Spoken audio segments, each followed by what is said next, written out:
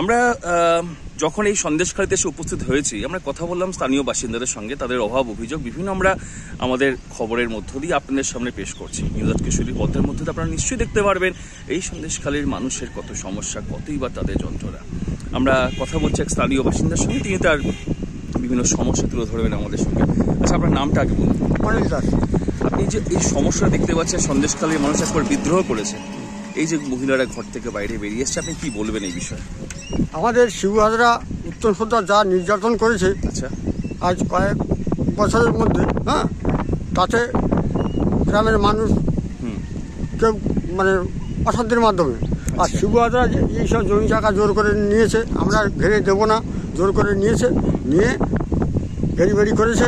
কেউ যদি না দেওয়ার ব্যবস্থা করেছে তাদেরকে রাত্রে তুলে নিয়ে রাত 12টার পরে নিজেই কোদালের ব্যাট দিয়ে পিটিয়েছে উত্তম সর্দার কিংবা শিবু হাজরা।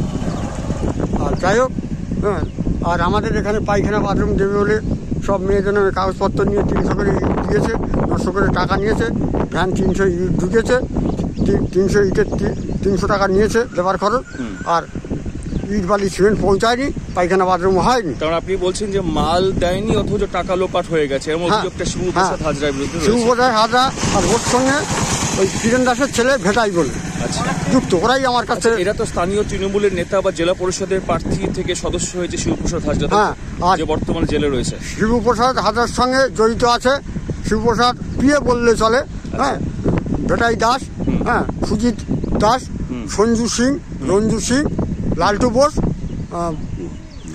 এত যে সমস্যা, আপনারা আজকে মানুষ যে ক্ষোভে বাইরে বেরিয়েছেন, রাস্তায় নেমেছেন, আপনার কেন আগে পুলিশ প্রশাসনের কাছে যাননি? কেনই বা সরকারি দলের কাছে পেশ করেননি আপনাদের? পুলিশ প্রশাসনের কাছ থেকে জানাতে গেলে পুলিশ প্রশাসনের নাম বলে দেবে, আমাদেরকে রাত্রে তুলে নিয়ে যাবে বাইক এসে, গিয়ে ঘর বন্ধ করে দিয়ে পিটবে পার্টি অফিসে, ওই যে পার্টি অফিসটার সামনে আছে ভিডিও। তাহলে এই যে গ্রামের মানুষরা যে সব যা অভিযোগগুলো করছে আপনার মতে বলে সবটাই পুরোপুরি সত্য বলা যায়, তাই তো? সত্য ঘটনা। আচ্ছা, আপনি এখানে কতদিন বসবাস করছেন? আমি এখানে সামনে আমার বাড়ি, এখানে আমার বয়স 67-68 বয়স চলছে। তার মানে আপনি এক প্রকার বাম জমানা 34 বছরটা দেখেছেন? সম্পূর্ণ দেখেছি। আচ্ছা, দুটো জমানার পার্থক্য কি মনে হয়, যে আগের কি এরকম হতো? আগে সিপিএম আমলে এত কিছু হয়নি, আচ্ছা, আর টিএমসির আমলে এত কিছু হচ্ছিল না। এই শিবু হাজরা আর উত্তম সর্দার যা করে গেল সন্দেশখালী, আচ্ছা, তাতেই আমরা ক্ষিপ্ত হয়ে গেছি। আমি কিন্তু টিএমসি করার লোক, অত ক্ষিপ্ত হয়েছে। আপনি বলছেন যে আপনি তৃণমূল করার লোক হয়েও আপনি আবার দলের নেতার বিরুদ্ধে প্রতিবাদ জানাচ্ছেন? প্রতিবাদ বাধ্য করে জানাতে, দিদি আমাদের ভালো, সবই ভালো।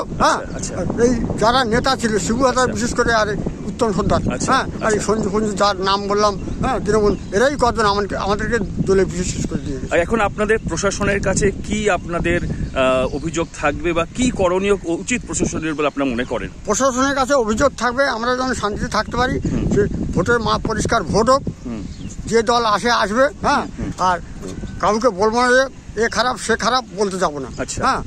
আমাদের মুখ্যমন্ত্রী ভালো, যেটা আশা করছি, উনি যেটা করবে আমরা সব মেনে নেবো। আমরা তো সাধারণ গ্রামের বাসিন্দা, মন্ত্রী হবেন, মাস্টার হবেন, আমরা তাদের ছাত্র। তার মানে আপনি এত কিছু পরে বলছেন রাজ্যের মুখ্যমন্ত্রীর প্রতি আপনার একবার আস্থা রাখছেন, তাই তো? না, আস্থা রাখতেই হবে, রাখতে বাধ্য আপনারা, নাহলে যাবেন বা কোথায়? আচ্ছা, আপনার যা দেখতে পাচ্ছেন সত্যি এই অঞ্চলটা তো সন্দেশখালী, যা দেখতে পাচ্ছি সন্দেশখালী গ্রাম পঞ্চায়েত, পাশে দেখলাম বিডিও অফিস। এখানে কি আপনার সিপিএম বিজেপি বলে কোনো বিরোধী দলের অস্তিত্ব আছে বলে মনে হয়? কোনো বিরোধী দলের অস্তিত্ব নেই, আবার সবকিছু আছে। লুকিয়ে চলতে হয়। কারণ আপাতত যেটা শোনা যাচ্ছে, শিবু হাজরা, উত্তম সর্দার বা শেখ শাহজাহান দাপটে হয়তো বিরোধী দল এখানে গত পঞ্চায়েত ভোটে প্রার্থী দিতেও পারেনি। কথাটা কি সত্য? কিছু প্রার্থী দিয়েছে, কিছু প্রার্থী দিয়েছে। তাহলে আপনার এই অবস্থাতে আপনি আমাদের নিউজের মাধ্যমে রাজ্যের মুখ্যমন্ত্রী তো সরকারের কাছে কি আবেদন রাখতে চাইবেন? আপনি সকলের পক্ষ থেকে, সন্দেশখালীর পক্ষ থেকে, যেটা হলে খুব মঙ্গল হয়, সকলের মঙ্গল হয়। সরকার আমাদের যাতে ভালো থাকতে পারি, যেটা হয়ে গেছে, আজকে জেলে ভরেছে, খুব শান্তি আছি। আরো ওদের শিবু হাজরা উত্তমের পিএগুলোকে সব তোলার দরকার আছে। তার মানে আপনি বলছেন যে এখনো উত্তম বা শিবু তাদের যে সাগরেদরা ঘুরে বেড়াচ্ছে, যেটাই কিন্তু আতঙ্কের কারণ, তাই বলে? আচ্ছা অনিলবাবু, এখানে তো দেখতে পাচ্ছি পুরোপুরি হিন্দু অধ্যুষিত এলাকা। হিন্দু, কিছু মুসলমান আছে খুলনা খেয়াঘাটায়। তাহলে এখানে হিন্দু মুসলিম যে সবাই মিলেই কি এই যে এদের এই মানুষগুলোর বিরোধিতা করছে, সকলে একসাথে করছে নাকি শুধু সবাই এখন নেমে পড়েছে? বাধ্য গতিকে নামতে হয়েছে আমাদের, তা নাহলে আমাদের আস্থা নেই। তার মানে- আজ আপনাকে মারছে, কাল আমার অন্য ভাইকে মারছে। আচ্ছা শিবু হাজার যত ফার্ম সব শিবু হাজার, সব আচ্ছা। শিবু হাজার লেখা আছে, সব দেখতে পাবেন। আচ্ছা। হ্যাঁ, আর মানুষকে খাটিয়ে এই সোয়ারের বাচ্চা কাল কাজে আসেনি কেন আচ্ছা। পিটিয়ে দিচ্ছে। মিশনের মাঠটাকে নিজেই রেকর্ড করেছে, শুনতেছি এখন। হ্যাঁ। হ্যাঁ, আমরা তো জানি না কিছু, সব শুনছি। আর জোর করে সব জমি জায়গা নিয়েছে। হ্যাঁ, আর এইসব সব এখন সব গণতান্ত্রিক ভাবে। তার মানে এই যে গালিগালাজ দেওয়া বা এরকম কথা বলে শিবু হাজরা যে দিত বেটাকে পলিশ করে দিত, হ্যাঁ। এই যে গুন্ডামি বা দাদাগিরিটা তার পক্ষ থেকে ছিল ছিল। এটা সোচ। বিশাল ভাবে। সুতরাং আপনারা যে বর্তমান অবস্থায় রয়েছেন, কি মনে হচ্ছে স্থানীয় পুলিশ কি মানুষের আস্থা অর্জন করতে সমর্থ হয়েছে? এখন কি শান্তি শৃঙ্খলা কিছুটা ফিরছে বলে মনে হচ্ছে? পুলিশ মোটামুটি এখন শান্তি শৃঙ্খলার দিকে রাস্তাঘাটে কোনো কিছু করতে দিচ্ছে না, আচ্ছা এটা আমাদের ঠিক রেখেছে। তাহলে আর যেগুলো আপনাদের সম্পদ লুট হয়েছে বলে মনে হচ্ছে সেগুলোকে আপনারা চাইছেন যে যত তাদের সময় পুনরুত্থান হোক বা ফিরে পাক? হ্যাঁ, যেগুলো লুট হয়েছে ফিরে পাওয়ার দরকার, তবে এই যেটা লুট হয়েছে এটা আমার সম্পত্তি কিন্তু নেই। আচ্ছা, আপনার নেই কিন্তু অন্যদের সম্পত্তি হ্যাঁ, আছে, জোর করে জমি কাটা বা নোনা জল ঢুকিয়ে দেওয়া এরকম অভিযোগগুলো আছে, তাই তো? বাড়িতে নড়াল তুলে দিয়েছে। আচ্ছা আচ্ছা আচ্ছা। তার মানে বুঝতে পারছেন গত 2011 থেকে আজ 24 সাল পর্যন্ত কিন্তু এরা শাসক দলের সঙ্গে যুক্ত হয়ে তারা কিন্তু যেভাবে সাধারণ মানুষের উপর এক প্রকার অত্যাচার করেছে, আপনারা শুনতে পারেন অনিলবাবুর কথা, তো অনিলবাবু কিন্তু একজন তৃণমূল কর্মী, তার সত্ত্বেও সে তার নিজের দলের নেতা বা পঞ্চায়েত সদস্য বা জেলা পরিষদের সদস্য তার বিরুদ্ধে অভিযোগ জানাতে কিন্তু কুণ্ঠাবোধ করলেন না, বাস্তব সমস্যা তুলতে কুণ্ঠাবোধ করলেন না, কিন্তু তার সত্ত্বেও কিন্তু রাজ্যের মুখ্যমন্ত্রীর প্রতি আস্থা রেখেছেন, এটা কিন্তু লক্ষণীয় বিষয়।